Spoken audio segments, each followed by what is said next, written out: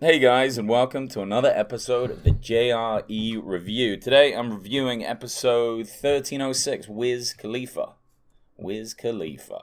Awesome stuff. Really great conversation with Joe. Learned a lot about this guy. I didn't know too much about him, honestly, before this podcast. And again, just another great example of getting people on and learning what they're into and what they're about. You often have a lot of preconceived ideas of who a rapper will be or who a certain celebrity is, but when they get on and they start talking, it's really cool to hear the down to earth portions of who they are. But today I'm here with my buddy Garrett, so this is going to be more conversation style than me just rabbiting on like I'm doing right now. So anyway, let's start the review. What up?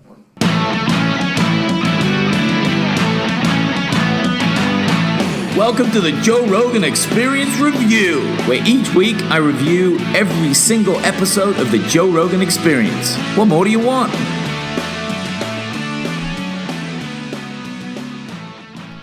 All right, so yeah, Wiz Khalifa. So anyway, Garrett, how you doing today, buddy? Very good, very good. Nice. Happy Monday, baby. Try and talk be a bit closer to the mic. There we go. Gotcha. We're sharing a mic here, so hopefully it's not too quiet. But yeah, so one thing that really struck me is Wiz starts out talking about how he smokes an ounce a day. A day, son. A day. That is a lot of weed, right? Like, how does he get anything done? I mean, I know how long it takes to roll a spliff, and He probably has people do that for him, though. got to. He has spliff rollers, like Yeah. full-time job spliff rollers for Right. him. Or he can just do it with one hand while he's like doing anything else. Right. Well, I heard him talking about blunts too. I mean, smoking blunts has got to be rough on your lungs after so much time, and that's why he said I think he only smokes papers now, just because if you're smoking that much grass, that's a lot of freaking backwoods tobacco in your Right. lungs. You know what I mean? Well, Joe is more into smoking blunts now. I guess he's like getting on to blunts. Right. He loves that. Have you smoked blunts before? I mean, Yeah, I have. I like the tobacco in there. It's like a spliff, kind of. It's like smoother, I think. I'm not a blunt connoisseur. I prefer spliffs for sure, just because that shit gets rough on your lungs after a while, you know? I really like what Wiz is doing with his workouts. Like, obviously, he's got jacked. Joe's talked about it before and just shown how much bigger he is. And it's really impressive. Like, he's obviously busy doing all this rapping, doing all these different things. But he's decided, you know what? I want to learn a new skill set. I want to do it well. And, yeah, I mean, to be fair, he is crushing it. I think he said he put on 35 pounds. Is that Jesus. what he said? 35 pounds in a couple of years. I mean, he used to be a skinny little dude. Now he's fucking got some meat on his bones. Well, I mean, smoking an ounce a day is going to make you hungry. So getting the protein down He is was not saying they that had to difficult. set an alarm for him to make sure that he eats food at the appropriate times, which I guess makes sense. If you're going to have a nutritionalist, that's part of the deal if you're trying to put weight on. So That sounds exhausting, though. Honestly, Yeah. It sounds like really exhausting to like have to wake up and then eat some food. I don't think that was necessarily what it was. Like he wasn't, but he was just sets alarms throughout the day. That was. I gotcha. But I think it's badass, and he was really inspired by Joe running hills. Absolutely. And then when they were talking about the sand dunes being hard, and God, it's that's- like you can tell. I could tell during their conversation that it was like piquing his interest. He was like, "Oh, what's next? Right. What are other people doing?" He's like, "Oh, maybe I could try this. Let's see if we can add this to my workout." It's just great to have a big portfolio of different things that you're doing, taking care of your body. It's nice to be well versed in so many things. Like when he talks about running those sand dunes have got to be rugged. Like brutal, right? I really like the way that they describe, like, Joe's always saying there's levels to this thing, right? We know this. Right. There's levels to this game. And one thing that they put that I really liked, it's like, who's going to run to the top and who's going to stop in the middle, right? And that's just a metaphor for life. I love that. If you look at life like that, absolutely. It's like, no half-ass is basically what it comes down to. There's no time for half-ass. And if you look at everything and attack every situation like it's a hill, and you got to get to the top of the fucking hill, Yeah.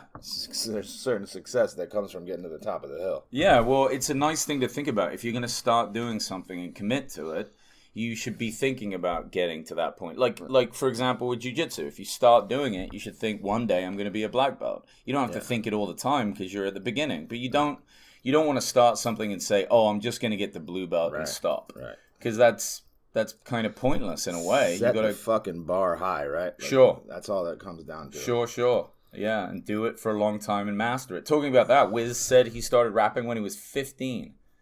15 years old, he was rapping. And his dad would be like, get out of the studio and play with your friends, which is cool. I think that's really good advice. But you said that you've been a fan of his for a long time. Huge. I think that's part of the deal, though. As an artist or a rapper, you have to be addicted to that craft, right? Like, just like anything else. It's like basketball, football, baseball. If you want to be a professional, you got to put the fucking 10,000 hours in. Like, there's a reason people say that, and I think that's why people are doing that shit from such a young age. I remember hearing Mac Miller talk about that. Like, one time he was talking about being in the studio. He would just lock himself in the studio for like a summer when he had off from school, and wouldn't come out and just would be sitting in there in the fucking studio. There's some greatness that comes from that. I think just sitting down and being alone, that's where creative shit comes from a lot of the time. Yeah, that's like the obsession portion of it. Right. Like, obsession is a big part of what makes these guys good. And yeah, you lose some things with it, right? With obsession, you have to make some sacrifices. 100%. You know, maybe you're not going out as late. You're not drinking as much on the weekend. You're not partying at different times. Not like, trust me, these rappers get to party plenty, I'm sure. But he's getting the work done too. You know, he doesn't go off the rails. You know, it's like, sure, that's a lot of weed, but he's not, you know, diving into a drug addiction, and he's doing healthy things, staying productive, working hard. You know, adding that physical element, and he's still so young. Right. To add to that, how old is Wiz Khalifa now? 31, I think. Okay, yeah, good for him. I like that he said that he knew he wanted to be a rapper in 3rd grade. It was just 2 things he wanted to do: either be a rapper or a Ninja Turtle. I love that. I wanted to be a Ninja Turtle. He goes, one of them wasn't very practical. I'm like, that's brilliant. That's so fucking hilarious. His story of how he got there, when he's talking to Joe, he talks about this internship that he did. Unpaid, I think, and he just ran errands, but they gave him studio time. How brilliant is that? That's how Prince made it too. Did you know that? He was a janitor at a fucking studio, and then they let him have studio time. Like, that's crazy. I mean, that's part of the deal. Like, that's awesome. You got to do it, right? You've got to. How else do you get in the door? You've got to find a way. Yeah, find a way. That's all it comes down to. If you want something bad enough, go get it. Like, figure it out. Exactly. Of course. During their podcast, marijuana came up quite a bit. Obviously, these guys both love it. And, Wiz even said, he goes, look, pot is the future. And that's a bold statement. But you know what? You'd never say booze is the future. Ever. That would be a fucked up future. But soon, marijuana is going to be available to everyone. You know, all the time. I mean, booze is already like that, right? And it's way worse. And no one gets upset about booze. Nobody... Worse. Well, they get upset because people are alcoholics. But, you know, if somebody has a drink, you know, if you go to a restaurant and someone's like, oh, I'm just going to get a glass of wine or 2 glasses of wine, as long as they don't get wasted, then it's, you know. I'm not a 1 or 2 glass of wine guy. I'm either having some drinks or not having drinks. I gotcha.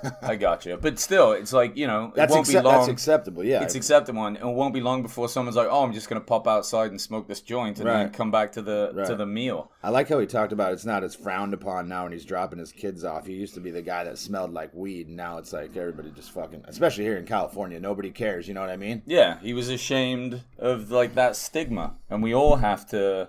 You know, if you smoke weed, you've gone through it. Right. Definitely. You've gone through the stigma of, you know, you go home to your parents and your eyes are bloodshot and you're already paranoid and you got to feel like shit. Right. He points out that it's a medicine too. And even though they're like, oh, marijuana is not necessarily for everyone, true, but it's like you've got to find the right dosage. Right. And I think that's key. People that really don't like smoking, just start with less.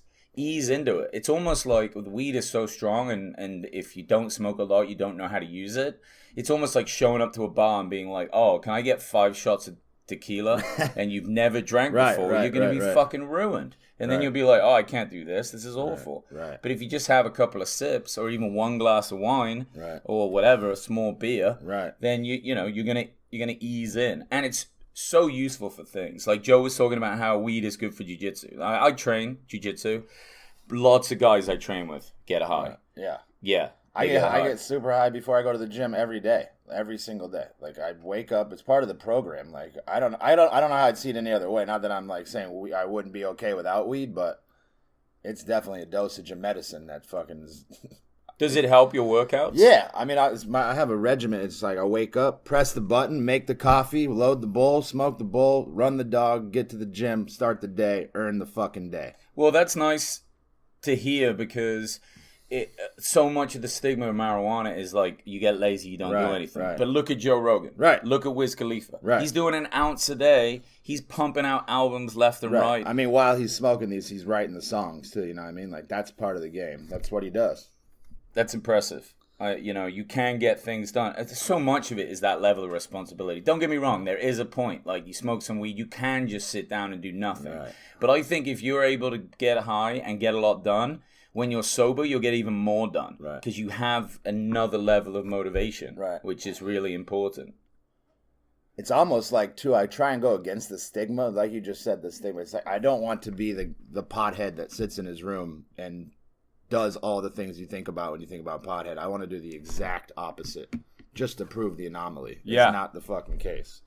What did you think about the technology part of that conversation when Wiz and Jamie were saying that there's big technology out there and they don't release it yet? They just kind of spoon feed us. But Joe was like, no. We get all the best stuff right away. It's funny you mentioned that because that was the thing that I was disagreeing with Joe. I was thinking to myself, I think the iPhone fucking 13 is already ready.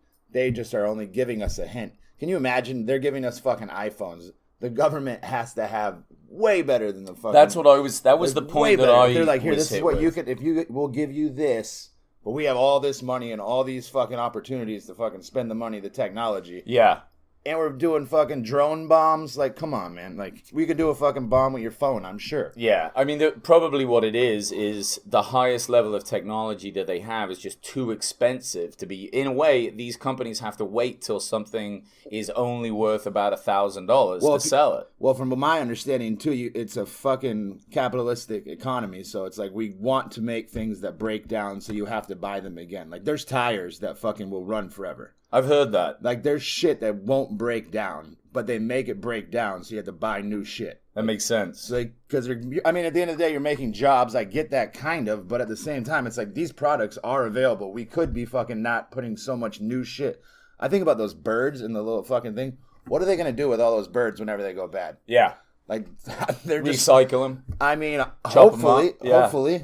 I mean, who knows? Right. They're just making more shit. It's just like all the time, new shit, more shit, more shit. That tire thing is interesting. I always wondered if that was a conspiracy theory because I heard that some of the tire companies bought up the patents for the type of like rubber composites that they made so that they just never run out and then nobody released them. Well, even on a bigger level, there's no other way to think about that than healthcare. If people are getting better, then they don't have the fucking prescription drug money. And if they don't have the fucking medical money. That one's a bigger conspiracy, though. I can't believe that we have actual cures and then not releasing them. You think that could be true? What's the difference between holding the patent? It should be illegal, though. 100%. But what the fuck? We allow booze to be legal and we fucking kill people every fucking day. That's a good point. That's a good point. Either that or with smoking too much marijuana and getting paranoid. Yeah. Towards the very end of Wiz's conversation, he talked a lot about work, and so did Joe. Like, it's not work what they do. It's something that they have to do, but it's definitely not passion work. Project. Yeah, it's just passion. And Wiz obviously has a ton of passion for his music and what he releases. And, you know, it's like I said at the beginning of this, I didn't know a lot about this guy. I really didn't. I've heard some of his songs, but to really get him to sit down and kind of open up and just show like this side of like, I didn't get a sense that he was an asshole. No, you know what I mean? He seemed really chill and a cool dude. I don't think...